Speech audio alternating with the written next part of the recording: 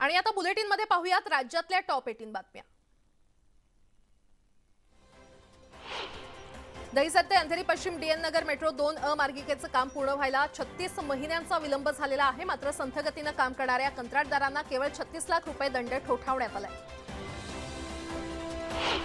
Truck चालकांसाठी सरकार लवकरच कायदा आणणार असल्याचं केंद्रीय रस्ते वाहतूक आणि महामार्ग मंत्री नितीन गडकरी यांनी सांगितलेलं आहे। लवकरच ट्रक चालकांच्या कामाचे तास निश्चित करण्यासाठी कायदा आणला जाणार आहे।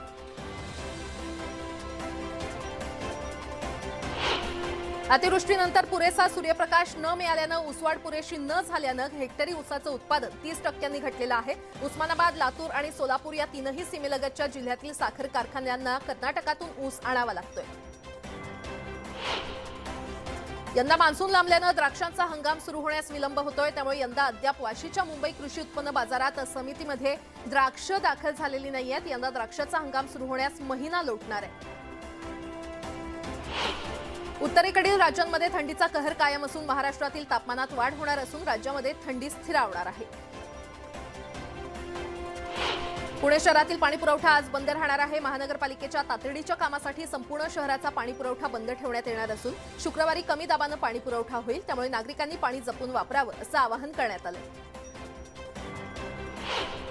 म्हाडाच्या कोकण मंडळाच्या घरांच्या सोडतीची जाहिरात प्रसिद्ध करण्याचं काम अंतिम टप्प्यात आहे। मात्र कोकण मंडळानं देखील पुणे मंडळाप्रमाणे अनामत रकमेत वाढ करण्याचा निर्णय घेतलाय। मुदत उलटल्यानंतरही रिक्षा टॅक्सीच्या मीटरमध्ये चालकांनी बदल केलेले नाहीत अशा चालकांवर दंडात्मक कारवाई करण्यास सुरुवात झाली असून मुंबईमध्ये 4 आरटीओनं गेल्या 3 दिवसात 1000 जणांना दंड ठोठावलेला आहे। कासारवडवली सिग्नल ते वेदांत हॉस्पिटल घोडबंदर रोड या मार्गावर मेट्रो 4 पिलरवर 19 ते 25 जानेवारी दरम्यान गर्डर टाकण्याचं काम करण्यात येणार आहे। यामुळे या मार्गावरील वाहतुकीत बदल करण्यात आलेले आहेत। रस्ता रुंदीकरणात अडथळा ठरणाऱ्या दुकानांवर उल्हासनगर पालिकेकडून कारवाई करण्यात आलेली आहे। जेसीबीच्या सहाय्यानं 25 पेक्षा जास्त दुकानं जमीनदोस्त करण्यात आली आहेत। बुलढाण्यातील खामगावमध्ये राष्ट्रीय महामार्गावर मोठ्या प्रमाणात अतिक्रमण झालेलं आहे। त्यामुळे राष्ट्रीय महामार्ग विभागाकडून अतिक्रमण काढण्यासाठी नोटीस दिल्या होत्या। त्या नोटीसला अतिक्रमणधारकांनी गंभीररित्या न घेतल्यानं त्या अतिक्रमणावर बुलडोझर चालवण्यात आलेला आहे। फी भरली नाही म्हणून विद्यार्थ्यांना डांबून ठेवण्यात आल्याचा प्रकार पुण्यातल्या नामांकित लेक्सिकॉन शाळेमध्ये घडलेला आहे। शाळा सुटल्यानंतर विद्यार्थ्यांना 5 तास डांबून ठेवल्याचा आरोप करण्यात आलाय। जोपर्यंत फी भरत नाही तोपर्यंत सोडणार नाही अशी फोनवरून धमकी दिल्याचा आरोप पालकांनी केला।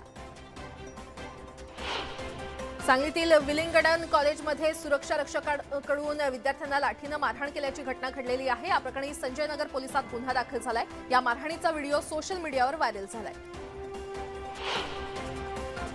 औरंगाबादच नव्हे तर औरंगाबादच्या व्यतिरिक्तही एसीपी विशाल ढुमेनं धुमाकूळ घातलाय। महिलांना मारहाण केलेल्या दिवशी एसीपी ढुमेनं पोलिसांच्या गाडीत देखील धुमाकूळ घातला होता। पोलीस गाडीतील धिंगाण्याचा व्हिडिओ सध्या समोर आलाय। चंद्रपुरातील राजुरामध्ये वावरणाऱ्या बिबट्याला जेरबंद करण्यात आलेला आहे। बिबट्याला जेरबंद केल्यानं परिसरातील नागरिकांनी सुटकेचा निश्वास सोडलाय। भुसावळच्या हतनूर धरणात विदेशी पक्ष्यांचं आगमन झालेलं आहे। युरोपमधून दुर्मिळ होत चाललेले बदक आणि मोठी लाल सरी हतनूर धरणाच्या जलाशयावर शेकडोच्या संख्येनं आलेले आहेत। या दुर्मिळ प्रजातींच्या पक्ष्यांचं वनविभाग जलसंचन विभागानं संवर्धन करण्याची मागणी पक्षी अभ्यासक करत आहेत।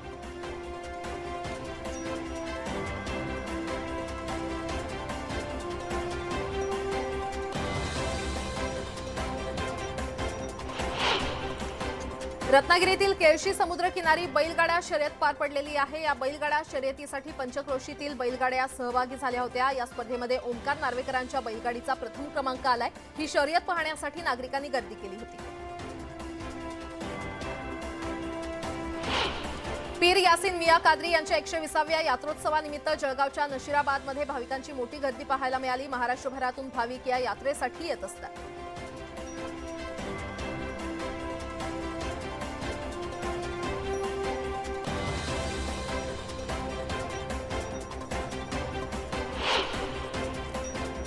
आणि आता राजकीय विश्वातील टॉप 18 बातम्या पाहूया।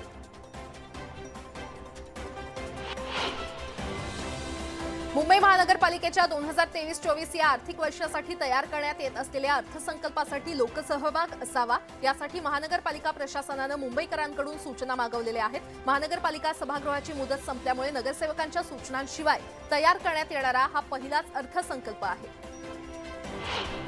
न्यायालयानं आदेश दिल्यास प्रभाग संख्येच्या नव्या कायद्यानुसार निवडणूक प्रक्रिया राबवली जाईल अशी भूमिका राज्य निवडणूक आयोगानं उच्च न्यायालयामध्ये मांडलेली आहे। महानगरपालिकेची प्रभाग संख्या पूर्ववत करण्याच्या शिंदे फडणवीस सरकारच्या निर्णयाला आव्हान देण्यात आले।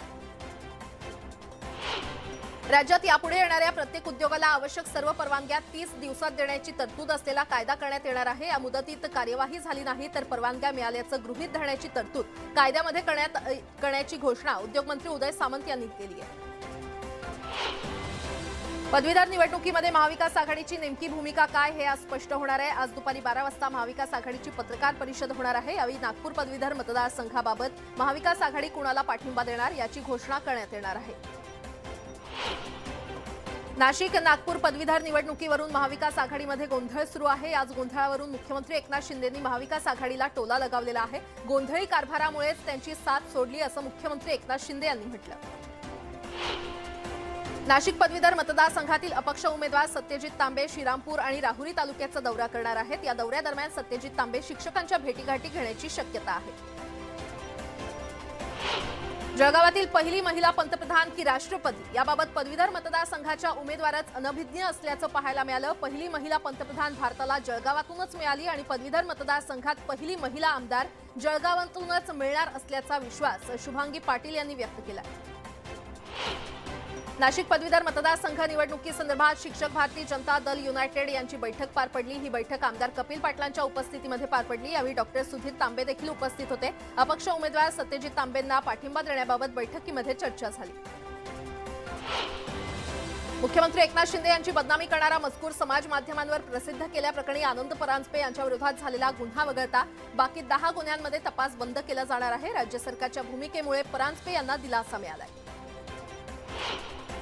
नाशिक शिर्डी महामार्गावर वावी पात्रे गावाजवळ खासगी बसला भीषण अपघात झाला होता। या अपघातात 10 प्रवाशांचा मृत्यू झाला असून काही जण जखमी आहेत। या जखमींची मुख्यमंत्री एकनाथ शिंदे यांनी विचारपूस केली आहे। व्हिडिओ कॉलद्वारे त्यांनी रुग्णांसोबत संवाद साधला। राष्ट्रवादी काँग्रेसचे नेते नवाब मलिक यांच्या जामीन अर्जावर आज मुंबई उच्च न्यायालयामध्ये सुनावणी होणार आहे। मलिक यांच्यावर कुख्यात गुंड दाऊद इब्राहिम यांच्या मुंबईतील मालमत्तांशी संबंधित आर्थिक गैरव्यवहाराचे आरोप आहेत। उरण पनवेलमधील भाजप नगरसेवकांसह मनसे आणि बाळासाहेबांच्या शिवसेनेतील शेकडो कार्यकर्त्यांनी आणि आजी माजी सरपंच उपसरपंचांनी राष्ट्रवादीमध्ये प्रवेश केलाय। सुनील तटकरे यांच्या उपस्थितीमध्ये हा पक्ष प्रवेश पार पडला।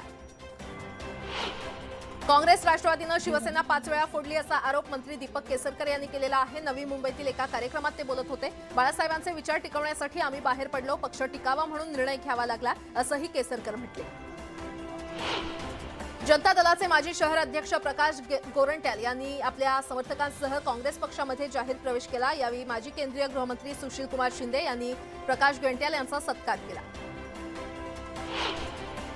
बुलढाण्यातील शिवसेना उद्धव बाळासाहेब ठाकरे पक्षाचे माजी शहर प्रमुख बेपत्ता झाल्यानं खळबळ उडालेली आहे। सुनील अगरवाल हे खामगावचे माजी शहर प्रमुख आहेत। त्यांच्या मुलानं पोलिसात तक्रार दिली असून पोलीस त्यांचा शोध घेत आहेत। चंद्रशेखर बावनकुळेंना राष्ट्रवादीचे खासदार सुनील तटकरे यांनी प्रत्युत्तर दिलंय। भाजपच्या मतदारसंघाची अवस्था तुकड्यांप्रमाणे झाली आहे, त्यामुळे बावनकुळे तुकड्यांची भाषा करतायत। मात्र कोकणाप्रमाणे इतर ठिकाणी मवियाच जिंकणार असं सुनील तटकरे यांनी म्हटलंय। जनतेच्या पैशांमधून खोतकर झोल कुटुंबियांनी मौज मजा केली असा आरोप आमदार कैलास गोरंट्याल यांनी केलेला आहे। गोरंट्याल यांनी पत्रकार परिषद घेऊन किरण खरात, झोल आणि खोतकर कुटुंबियांचे एकत्रित टूरवर गेल्याचे फोटो दाखवले। राष्ट्रवादी काँग्रेसचे माजी आमदार संजय कदम उद्धव ठाकरेंच्या पक्षामध्ये प्रवेश करणार आहेत। संजय कदम यांचा दापोली विधानसभा मतदारसंघात दांडगा जनसंपर्क असल्यानं ठाकरेंकडून योगेश कदम यांची कोंडी करण्याचा प्रयत्न असल्याची चर्चा रंगली आहे। त्यावरून पक्षानं त्यांना जाब विचारला असून कारवाईचा इशारा दिलाय। हिमाचल प्रदेशमध्ये आज जोरदार बर्फवृष्टीचा अंदाज हवामान विभागानं वर्तवलेला आहे। याच पार्श्वभूमीवर नागरिकांना सतर्कतेचं आवाहन करण्यात आलं असून गरज असेल तरच घराबाहेर पडण्याच्या सूचना देण्यात आल्या। हिमाचल प्रदेशच्या अनेक भागात तुफान हिमवृष्टी होते। रस्त्यावर साचलेल्या बर्फामुळे राज्यातील अनेक भागातला संपर्क तुटलाय। मशीनच्या सहाय्यानं हा बर्फ हटवण्याचं काम प्रशासनाकडून युद्धपातळीवर सुरू आहे। हिमाचल प्रदेशच्या लाहौल स्पितीमध्ये होत असलेल्या हिमवृष्टीमुळे इथे न जाण्याचा सल्ला प्रशासनानं पर्यटकांना दिलेला आहे। इथे पाहावं तिकडे बर्फाची चादर पसरल्याचं चित्र आहे। आगामी काळात हिमवृष्टी होणार असल्यानं तापमानात देखील मोठी घट होऊ शकते। हिमाचल प्रदेशच्या मनाली इथे होत असलेल्या हिमवृष्टीमुळे पर्यटकांचा आनंद द्विगुणित झालेला आहे। मनालीचा मुख्य रस्ता आणि शहराच्या आजूबाजूच्या भागात बर्फाची चादर पसरल्याचं दिसून येते। या हिमवृष्टीचा आनंद लुटण्यासाठी पर्यटक इथे मोठ्या संख्येने येत आहेत। नवी दिल्लीमध्ये रस्ता ओलांडताना 2 विद्यार्थ्यांना कारनं जोरदार धडक दिली। यात IITच्या विद्यार्थ्याचा मृत्यू झाला असून एक जण गंभीर जखमी झालाय। मध्य प्रदेशच्या रायसेनमध्ये भरधाव कारची डिवायडरला धडक बसली। अपघात झाला त्यावेळी कारमध्ये 2 लहान मुलांसह 7 जण होते। मात्र सुदैवानं यात कुणालाही गंभीर दुखापत झाली नाही। हरियाणातल्या सिरसामध्ये दुहेरी हत्याकांडानं खळबळ उडालेली आहे। या हत्येचं सीसीटीव्ही समोर आलंय। यात आरोपी गोळीबार करताना दिसतोय। राजस्थानमधील पेपर लीक प्रकरणावरून सचिन पायलट यांनी मुख्यमंत्री गेहलोत यांच्यावर निशाणा साधला। सरकार दोषी अधिकाऱ्यांना पाठीशी घालत असल्याची टीका त्यांनी केली। यूपीतील मदरशांमध्ये आता मॉडर्न शिक्षणाला मंजुरी देण्यात आलेली आहे। मदरशांमधील मुलं आता गणवेशात राष्ट्रीय शिक्षण संशोधन आणि प्रशिक्षणाचा अभ्यास करणार आहेत। भाजप अध्यक्ष JP नड्डा हे पश्चिम बंगालचा दौरा करणार आहेत। या दौऱ्यामध्ये ते कोलकाता इथल्या इस्कॉन मंदिरात पूजा करतील। भाजप अध्यक्षपदाचा कार्यकाळ वाढल्यानंतरचा हा नड्डा यांचा पहिला पश्चिम बंगाल दौरा आहे। वंदे भारत एक्सप्रेसमध्ये फक्त सेल्फी काढण्यासाठी चढणं एका प्रवाशाला चांगलंच महागात पडलंय। सिकंदराबाद स्टेशनवर फोटो काढण्यासाठी हा प्रवासी चढला असताना ट्रेनचे दरवाजे बंद झाले आणि त्याला 200 किलोमीटर दूर जाऊन उतरावं लागलं। यानंतर TCनं देखील त्याला दंड घेऊन सोडून दिलं। बिहारच्या वैशाली इथे एक बँक लुटण्यासाठी आलेल्या दरोडेखोरांना महिला सुरक्षा कर्मचाऱ्यांनी चांगलाच हिसका दाखवला। हत्यारांसह बँक लुटण्यासाठी आलेल्या या दरोडेखोरांचा या महिला सुरक्षा कर्मचाऱ्यांनी प्रतिकार केला। या प्रतिकारानं घाबरलेल्या दरोडेखोरांना मग इथून पळ काढावा लागला। उत्तराखंडच्या जोशीमठ इथली 2 धोकादायक हॉटेल पाडण्यात येत आहेत। NDRF आणि STRFच्या देखरेखीखाली हे पाडकाम सुरू आहे। वैज्ञानिक इथल्या भूभागात होणाऱ्या हालचालींवर बारकाईनं लक्ष ठेवून आहेत। उत्तर प्रदेशातील संबलमध्ये एका कारला भीषण आग लागल्याची घटना घडली आहे। मेकॅनिक कारमध्ये वेल्डिंगचं काम करत असताना हा अपघात झाला।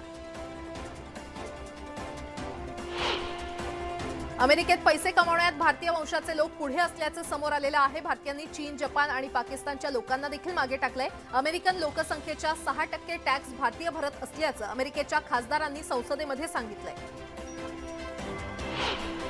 अफगाणिस्तानमधील ड्रोन हल्ल्यात तालिबानचा प्रमुख कमांडर ठार झालेला आहे। या ड्रोन हल्ल्यामध्ये त्या कमांडरची पत्नी आणि 4 मुलं सुद्धा ठार झाली आहेत। तसंच एका मौलवीचा सुद्धा मृत्यू झालाय।